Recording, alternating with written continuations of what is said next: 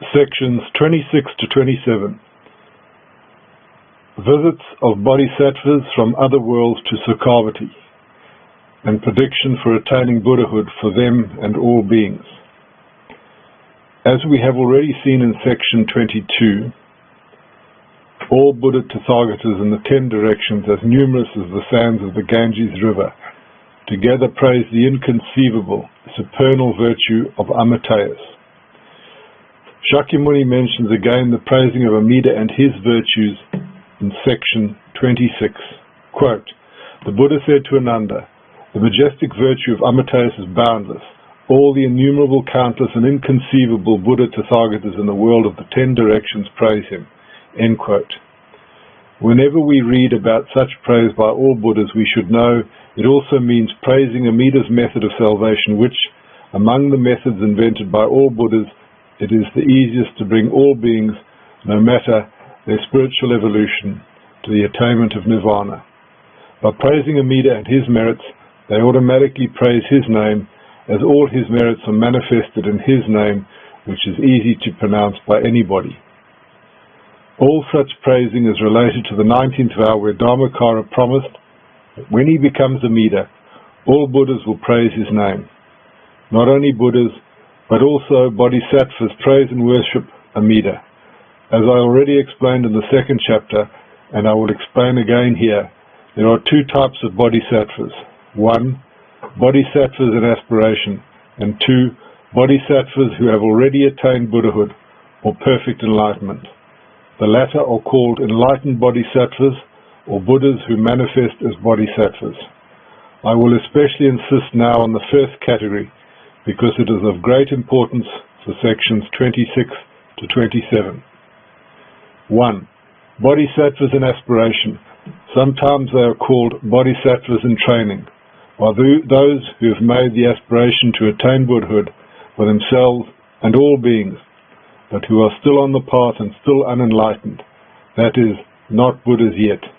In this category of Bodhisattvas can be included all beings, no matter their level of spiritual achievement, as long as they wish to attain Buddhahood and freedom from samsara for themselves and all beings. To have this wish, which is called the Bodhi mind, makes everyone a Bodhisattva in aspiration, even if his spiritual capacities are extremely low or practically non-existent. Thus, every Mahayana Buddhist, including a Jodo Shinshu follower, can be called a Bodhisattva in aspiration, because Shinjin or faith in Amida is in fact the Bodhi mind. As Shinran said, quote, "Shinjin, that is the inconceivable working of the power of the vow, is none other than the mind aspiring for great enlightenment." End quote. Quote, "The true and trusting heart is adamantine faith. Adamantine faith is the aspiration for Buddhahood. The aspiration for Buddhahood is the desire to save sentient beings. The desire to save sentient beings is the desire to embrace sentient beings and bring them to the pure land of peace and bliss. This desire is the great Bodhi mind. This mind is the great compassion, for it arises from the wisdom of infinite light." End quote. In our case, the awakening of the Bodhi mind, the aspiration to attain perfect enlightenment or Buddhahood for oneself and all beings, is impossible to be fulfilled by self-power. As Shinran said, quote, "The aspiration for enlightenment through self-power taught in the path of sages is beyond our minds and words. We foolish beings, ever sinking in transmigration, how could we awaken it?" Under the guidance of Buddhas who appeared in this world, 3 times the sands of the Ganges in number, we awakened the aspiration for supreme enlightenment, but our self-power failed, and we continued to transmigrate. End quote. However, this mind is fulfilled in the awakening of faithful Shinjin in the primal vow of Amida Buddha. Master Shantou said, "Awake your Bodhi mind to Amida's compassion. That is, aspire to your and other beings' liberation by relying on the compassion of Amida, that is, his primal vow." So, the awakening of the Bodhi mind, the obligatory condition in Mahayana of attaining the supreme enlightenment, appears in Jodo Shinshu in the form of faithful Shinjin. Shinran Shonin said in the hymns on patriarchs, quote, "Faith is one mind. One mind is the diamond-like mind. The diamond-like mind is the Bodhi mind. This mind is given us by the other power." End quote. The one mind or faith represents the cause of enlightenment. Since this is the Bodhi mind, it means to aspire to the attainment of Buddhahood for oneself and others. Quote, "To take refuge with the mind that is single, in the Buddha of unhindered light filling the 10 quarters, that is Amida, is, in the words of Vasubandhu, author of the treatise, the mind that aspires to attain Buddhahood. The mind that aspires to attain Buddhahood is the mind to save all sentient beings. The mind to save all sentient beings is true and real Shinjin, which is Amida's benefiting of others. True and real Shinjin or faith is the aspiration for Buddhahood. The aspiration for Buddhahood is the aspiration to save all beings.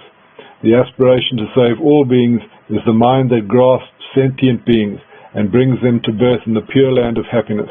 End quote. Thus, although we are ordinary beings filled with ignorance and blind passions, since we receive faith in Amida Buddha, we can be called bodhisattvas in aspiration. However, there are bodhisattvas in aspiration that do not have faith in Amida, but make great and sincere efforts on various paths of self-power. Many of them are more spiritually advanced than us, perhaps even on the 10 Bhumi stages, but still they are not enlightened and not Buddhas yet. 2. Bodhisattvas who have already attained Buddhahood or perfect enlightenment are any Buddhas who do not remain secluded in their enlightenment, but continue to manifest in various forms, even taking the appearance of unenlightened beings to help others. These are in fact Buddhas who manifest as bodhisattvas. In this category we find Avalokiteshvara, Mahasatma Prapta, Samantabhadra, Maitreya, Manjushri, and many others, including the bodhisattvas in the audience when the Larger Sutra was taught. In fact, all great Buddhas manifest as bodhisattvas in various places and ways that are beyond our capacity to understand. For a more detailed explanation of such bodhisattvas in the second category, please go back to the second chapter. Now, let us come back to the present discussion. Various bodhisattvas from both categories visit Sukhavati in order to praise, honor, and worship Amida Buddha and his assembly of enlightened bodhisattvas and disciples, or Shravakas. Quote, "Innumerable and countless bodhisattvas in the Buddha lands of the eastern direction, as numerous as the sands of the Ganges River, all without exception, visit Amitayus or Amida in order to worship and make offerings to him, and to the assembly of bodhisattvas and Shravakas. Having heard the teaching, they expound it to lead people into the path of the Buddha.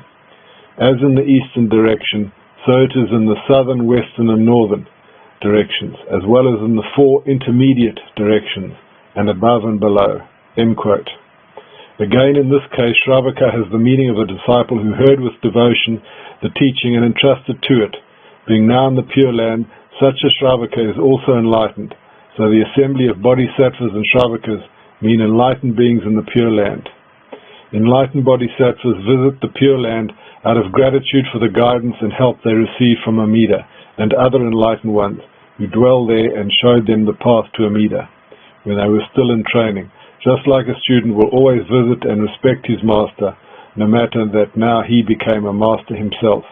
While the bodhisattvas in aspiration who are not yet enlightened, but possess the power of seeing far and traveling through space, may visit the Pure Land to receive teachings, and surely they will not limit themselves to a mere visitation, but wish to be reborn there, that is, become a dweller of the Pure Land, and attain Buddhahood, so that they can effectively save sentient beings everywhere. Shakyamuni explained the visit of bodhisattvas. Quote, "In the eastern direction there are Buddha lands as numerous as the sands of the Ganges River. Bodhisattvas dwelling in those lands go to pay homage to Amitayus or Amida, the Enlightened One. So it is in the southern, western, and northern directions, the intermediate directions, above and below. Bodhisattvas dwelling in those lands go to pay homage to Amitayus, the Enlightened One. All those bodhisattvas, taking with them exquisite heavenly flowers, precious incense and priceless robes, make offerings to Amidaji, the Enlightened One. Playing heavenly music in concert, producing harmonious and delicate sounds, they praise the Most Honored One with hymns saying, "You have perfected supernatural powers and wisdom, with which you freely enter the gates of the profound Dharma. You also possess stores of merit and virtue, and unparalleled supreme knowledge. Illuminating the world with the sun of wisdom, you disperse the clouds of birth and death. Having reverently walked round him 3 times, the Bodhisattvas pay homage to the unsurpassed one." End quote. It is extremely important to notice the words, all without exception. So all Bodhisattvas without exception will, sooner or later, visit the Pure Land of Amida and pay homage to him. This is reinforced by mentioning all the directions of the universe and saying that all Bodhisattvas from all places visit the Pure Land. Thus, there is no Bodhisattva in aspiration who reached the power of seeing far and traveling through space that does not go to Amida for worship, instructions, and prediction of attaining Buddhahood. The Buddhas themselves, who are the masters of these Bodhisattvas, orders them to go to Amida so that they can do the following. Attain Buddhahood, that is, the realm of purity. Quote, "The Buddhas tell the Bodhisattvas to go and pay homage to the Buddha of the land of peace and provision, listen to his teachings joyfully and receive and practice it, and then quickly reach the realm of purity." End quote. Acquire the same supernatural powers and capacity to help all beings as Amida Buddha through his Pure Land. Quote, "When you go to his glorious Pure Land, you will instantly acquire supernatural powers. Having without fail received predictions from Amidaji, you will attain perfect enlightenment. Bodhisattvas, if you make vows that your lands will be like this, while aspiring to save all beings everywhere, your name will be renowned throughout the 10 directions." End quote. To be able to visit other Pure Lands, as the Pure Land of Amida is connected to all the enlightened realms and the spheres of activities of various Buddhas. Quote, "In order to serve millions of Tathagatas, you can assume various forms and fly to those lands. After worshipping them with joyful hearts, you will return to the land of peace and provision." End quote. So it seems that all those who became Buddhas in the past are Buddhas of the present and will become Buddhas in the future, are the disciples of Amida, as they all have Amida in common. They did receive or will receive teachings from him. Nobody attains Buddhahood without Amida, as all Bodhisattvas go to Amida for instructions before they become Buddhas. This is why Renyo Shonin said, quote, "Since Amida Tathagata is the original teacher and master of all Buddhas of the 3 periods, past, present, and future, how can all the Buddhas who are his disciples not rejoice when we rely on that Buddha who is the master? You must understand the grounds for this very thoroughly." End quote. Before attaining Buddhahood, and while they are still Bodhisattvas in aspiration or training, but also after that, when they are Buddhas who manifest as Bodhisattvas, they never forget Amida and constantly praise and worship him. But how is birth there possible for these Bodhisattvas, as well as for all sentient beings, no matter how high or low they are on the scale of spiritual evolution? The Buddhas say to their Bodhisattva disciples, quote, "By the power of that Buddha's primal vow, all who hear his name and desire birth will without exception be born in his land and effortlessly enter the stage of non-retrogression." End quote. So in fact, the intention of the Buddhas is that their Bodhisattvas in training do not limit themselves to mere visitation, but go further and be reborn there. If we carefully reread these lines through the eyes of the primal vow, like we should read the Larger Sutra in Jodo Shinshu, quote, "The Buddhas tell the Bodhisattvas to go and pay homage to the Buddha of the land of peace and provision. Listen to his teaching, joyfully receive and practice it, and then quickly reach the realm of purity." End quote. We realize that listening to Amida's teaching and joyfully receive it and practice it means to listen to Amida's primal vow in faith, entrust to him, say his name, and wish to become a dweller, that is, be reborn in one of the Pure Land, and not just remain a visitor. This is also the meaning of hear his name and desire birth, from the other stanza above this one. By remaining a visitor, one cannot benefit from the enlightened transformative force of the Pure Land, so only if he becomes a dweller or inhabitant of the Pure Land can he reach nirvana, that is, the realm of purity. When a highly advanced bodhisattva in aspiration visits the Pure Land, he receives the main instruction of Amida Buddha, which is basically contained in his primal vow. Quote, entrust yourself to me, that is, give up to the reliance on your self-power and rely exclusively and totally on my power. Say my name in faith and wish to be reborn, that is, become a dweller in my land. End quote. If the bodhisattva in aspiration does that is, listen to his teaching, joyfully receive and practice it, which also means to hear his name and desire birth, he automatically enters, quote, by the power of that Buddha's primal vow, end quote, in the stage of non-retrogression for attaining supreme Buddhahood, quote, effortlessly enter the stage of non-retrogression, end quote. Thus, receiving the prediction for becoming a Buddha, then he discards his body and is actually reborn in the Pure Land, will without exception be born in his land, which is also done by the power of that Buddha's primal vow, giving up his state of visitor and becoming a dweller or citizen of this enlightened realm. Such a birth is immediately followed by the attainment of Buddhahood, because by becoming part of the Pure Land whose essence is nirvana or Buddhahood itself, one automatically becomes a Buddha. For ordinary people like us, we may be called bodhisattvas only because Shinjin or faith is itself the Bodhi mind, and do not have the capacity to see and visit the Pure Land by ourselves. Such a process of entrusting to Amida, saying his name in faith, and wishing to be born in his land is done while we are still here in our present circumstances. Here too, by the power of Amida's primal vow, we enter the stage of non-retrogression, and we will be born in the Pure Land at the end of our samsaric bodies when we attain the same Buddhahood as the other bodhisattva colleagues who are more advanced than us. In our case, and in this Saha world, the Buddha who encouraged us to go to the Pure Land is Shakyamuni, and as I said, visitation is not an option for us, because we are not so advanced as to travel to the Pure Land first and see with our eyes its marvelous manifestations. Being so limited, we cannot see but only hear about the Pure Land from the descriptions provided by Shakyamuni, and taking his words to be true, we aspire to be born there after death. The advanced bodhisattvas in training who reach their high spiritual stages through various practices based partially or totally on their own powers can, unlike us, the lowest of the low, see with their own eyes the amazing enlightened qualities of that realm and its capacity to act as a liberating ground for all beings. Quote, having seen the glorious Pure Land, wonderfully resplendent, they are led to awaken supernal aspiration and wish their lands to be like his. End quote. In section 27 of the Larger Sutra, Shakyamuni describes a visit by such highly advanced bodhisattvas in aspiration. In front of all the visitors gathered there in his Pure Land, Amida manifests an amazing show of light and gives each one of them the prediction for attaining Buddhahood after they, of course, accept his teachings. Quote, then Amidaji, the Enlightened One, changes his countenance and smiles. From his mouth come forth innumerable rays of light, which illuminate the worlds of the 10 directions.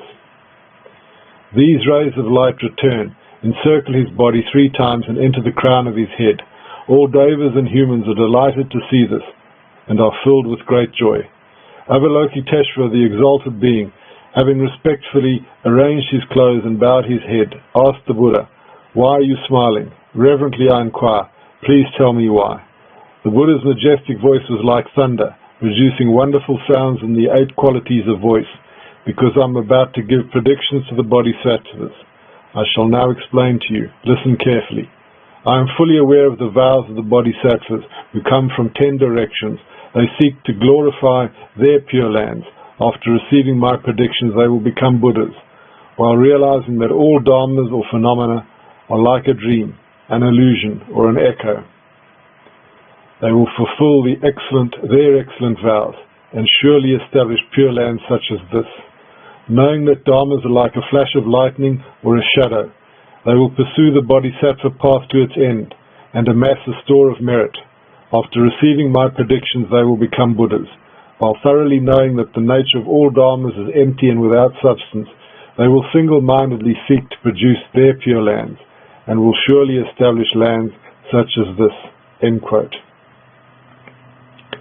I'm always amazed when reading about the smile of Amida and the light emanating from his mouth towards all the worlds of the 10 directions, then coming back to him, encircling him 3 times, and entering the crown of his head.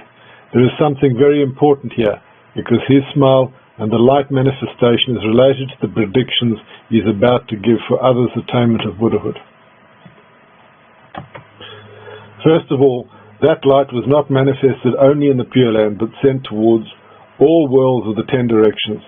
This was especially done to show that the salvation offered by Amida is not limited to the spiritual elites who visited his Pure Land, but reaches all sentient beings, no matter where they are born in the samsaric world of the 10 directions.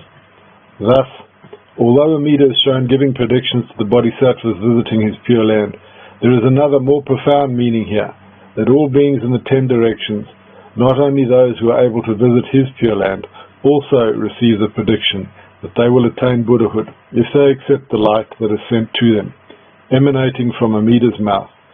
To accept the light emanating from Amida's mouth means to hear his voice or his primal vow, as the primal vow is, in fact, Amida's call and Amida's command for us. This light, representing Amida's main wish, his primal vow, and his call, goes to all sentient beings in the worlds of the 10 directions, and it comes back to him, surrounds him 3 times, then enters the crown of his head, which means that those who accept this light or entrust to him and say his name in faith, thus answering his call, are people who worship him in the perfect way, as the light they receive in their hearts goes back to Amida and surrounds him 3 times. To encircle a Buddha image or statue 3 times is a well-known gesture of worship. They are also in agreement with Amida's mind, which is represented by the fact that this light enters the crown of his head. Again, the deeper meaning is that ordinary beings from all the 10 directions, no matter how low they are on the scale of spiritual evolution, can receive this prediction of attaining Buddhahood if they too accept Amida's light in their heart and mind. That is, if they entrust to him and say his name in faith. By having a simple faith and by being in accord with his primal vow, they become practitioners who perfectly worship Amida and who are in accord with Amida's mind and Amida's wish. Also, the deep meaning of the verse, all devas and humans are delighted to see this, that is, Amida's light, and are filled with great joy, is that all beings, not only highly advanced bodhisattvas who entrust to Amida, know they are saved from samsara and assured of the attainment of Buddhahood in the Pure Land. Seeing in this verse is not an ordinary seeing with the eyes of flesh, but a seeing in the spiritual sense of accepting, understanding, entrusting, and coming in accord with the goal of Amida's light. Their joy is like escaping a great burden, and if one is truly aware of what samsara really is, and truly wishes to escape it, he will feel relief at knowing that he is finally assured of liberation. This is why the mention of all devas and humans is used here, immediately after describing Amida's light, which emanates from his mouth and goes to all directions. It is to show that all beings, all devas and humans, is a generic title for all sentient beings, can receive this light and benefit from it, receiving prediction for attaining Buddhahood, not only bodhisattvas who visit the Pure Land and appear to be the main characters of sections 26 and 27.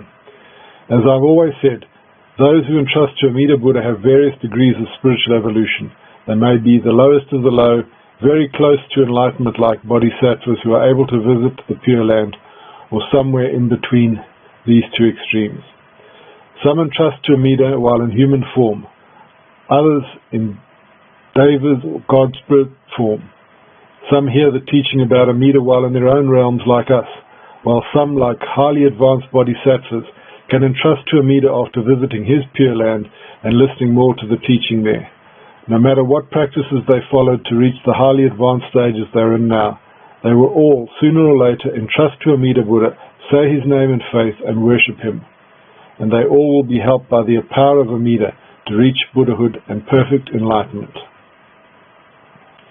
Things are very complex and impossible to understand with our limited minds, but contemplating these matters from the perspective of Amida's primal vow, we are sure that all Buddhas had Amida as their teacher at one time or another, entrusted to him, were helped by him, and attained enlightenment through his supreme power and guidance. How can things be otherwise when Amida has the most accessible method for attaining Buddhahood and the best Pure Land where anybody can realize it? Certainly, the Bodhisattvas very close to enlightenment are capable of appreciating more the technical details of the Pure Land of Amida after visiting it, seeing it with their very eyes and comparing it with other Pure Lands they travel to until then. This is why they use Amida's land as a stand for their own future Pure Land or sphere of activity. So again, highly advanced Bodhisattvas as well as ordinary beings from all the 10 directions can receive the prediction of attaining Buddhahood from Amida if they entrust to him and say his name in faith. For us, such a prediction is none other than entering the stage of non-retrogression in this life, about which I already talked about in a previous chapter and will talk about again in sections 46 to 47. There are 7 important footnotes to these sections. The first important footnote refers to the paragraph, quote, "The true and trusting heart is adamantine faith. Adamantine faith is the aspiration for Buddhahood. The aspiration for Buddhahood is the desire to save sentient beings. The desire to save sentient beings is the desire to embrace sentient beings and bring them to the Pure Land of peace and bliss. This desire is the great Bodhi mind. This mind is the great compassion, for it arises from the wisdom of infinite light." Please check the chapter, "Faith in Amida Buddha is not the creation of our minds," from the meaning of faith in Nembutsu in Jodo Shinshu Buddhism by Reverend Joshua Adrian Sulia. The second important footnote refers to the paragraph, quote, "Since Amida Tathagata is the original teacher and master of all Buddhas of the 3 periods, that is past, present and future, how can all the Buddhas who are his disciples not rejoice when we rely on that Buddha who is the master? We must understand the grounds for this very thoroughly." End quote. This paragraph was written by Renyo Shonin. Although Dharmakara attained enlightenment and became Amida Buddha at a specific but impossible to understand time, that is 10 kalpas ago, the differentiation unenlightened beings use between past, present and future does not apply to him as a Buddha anymore. The sphere of Buddha's existence is beyond time and to any human category, so we should postpone any attempt to understand such matters, for when we are born in the Pure Land and become Buddhas ourselves. The third important footnote refers to the phrase Saha world, which is our universe where Shakyamuni came and turned the wheel of Dharma. The fourth important footnote refers to the verse, "While realizing that all dharmas or phenomena are like a dream, an illusion or an echo, they will fulfill their excellent vows and surely establish Pure Lands such as this." When Dharma is written with a small d, it refers to phenomena. The verse should be understood in the sense that when attaining Buddhahood, they will realize that all phenomena of samsaric existence are illusory like a dream, and then, having no more traces of attachment and ignorance, they will finally be able to benefit all beings in various ways, including the creation of their own Pure Land if they so wish. I have to mention here that an enlightened person, especially one who attained enlightenment in the Pure Land, can manifest other Pure Lands, while at the same time never moving from the Pure Land of Amida. The fifth important footnote refers to the verse, "Knowing that dharmas are like a flash of lightning or a shadow, they will pursue the bodhisattva path to its end and amass a store of merit. After receiving my predictions, they will become Buddhas." Phenomena, or dharmas, are momentary appearances, which may seem to be permanent only for the unenlightened eyes, but not to the all-knowing vision of a fully enlightened one. The sixth important footnote refers to the verse, "While thoroughly knowing that the nature of all dharmas is empty and without substance, they will single-mindedly seek to produce their pure lands and will surely establish lands such as this." Because phenomena, or dharmas, appear due to causes and conditions, they are said to be empty of themselves, or not truly existent. On the contrary, the Buddha nature, having no beginning and no end, is truly existent, and so it is empty of other phenomena, but not empty of itself. After discovering this ultimate truth and dwelling in the Buddha nature, they will be able to manifest as many pure lands as they wish, without even leaving the pure land of Amida. Only one who has reached Buddhahood can manifest enlightened lands or pure lands. The seventh important footnote refers to the paragraph, "Some entrust to Amida while in human form, others in deva or gods or spirit form, etc. Some hear the teaching about Amida while in their own realms like us, while some, like highly advanced bodhisattvas, can entrust to Amida after visiting his pure land and listening more to the teaching there." Of course, highly advanced bodhisattvas can entrust to Amida even while in their own realms and be born in the Pure Land without the need for a visit there, or they can entrust and also pay a visit, etc. These are matters impossible to understand with our limited minds, so it is better not to concern ourselves with too many details. The eighth and final footnote to these sections refers to the paragraph, "Certainly, the bodhisattvas very close to enlightenment are capable of appreciating more the technical details of the Pure Land of Amida after visiting it, seeing it with their very eyes, and comparing it with other Pure Lands they travel to until then. This is why they use Amida's land as a standard for their own future Pure Land or sphere of activity. Those who attain enlightenment in the Pure Land of Amida are able to manifest as many Pure Lands as they wish, without even leaving the actual Pure Land of Amida. Only one who has reached Buddhahood can manifest enlightened realms or Pure Lands."